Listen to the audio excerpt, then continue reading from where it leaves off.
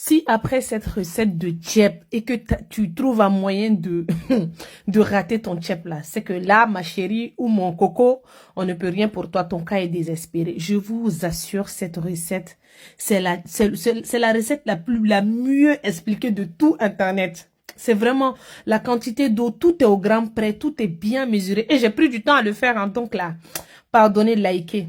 Pour ça, là, comme vous avez vu dans la vidéo, c'est juste l'huile que j'ai pas mesurée, mais le reste, là, j'ai tout mesuré. J'ai mis de l'huile dans ma marmite en premier temps et j'ai mis 4 cuillerées à soupe de tomates concentrées. Je laisse revenir. Pendant que je laisse revenir, je vais venir piler du poivre en grains, du piment en grains, un peu de cube magie. Je pile bien tout ça et ensuite, je vais venir mettre mes matières fraîches, là. Je pile d'abord les matières sèches. Après, je vais venir mettre persil et ail. Une fois que j'ai bien mixé ça, j'ai obtenu cette pâte-là.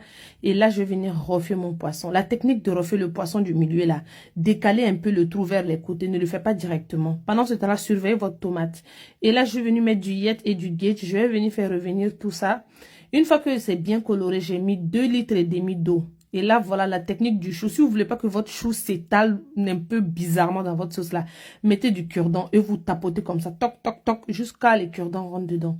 Ensuite, je vais venir mettre les légumes qui cuisent assez lentement en bas, comme le chou, les aubergines, du djé, tout ça.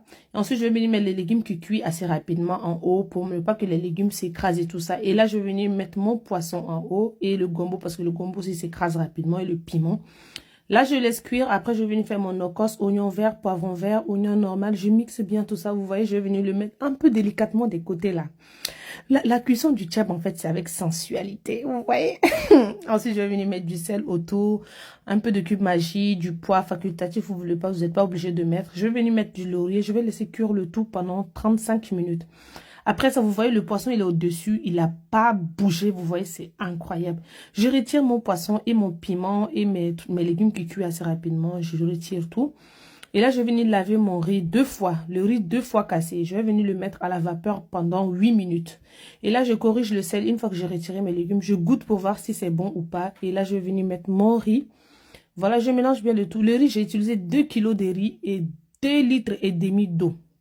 Là, le petit nokos qui restait, je vais mettre un peu de piment, je vais couper en deux, c'est pour l'odorat et tout ça. Je laisse cuire en premier temps pendant 30 minutes, en deuxième temps pendant 15 minutes. Toujours avec le piment dessus, ne vous inquiétez pas, ça va pas piquer.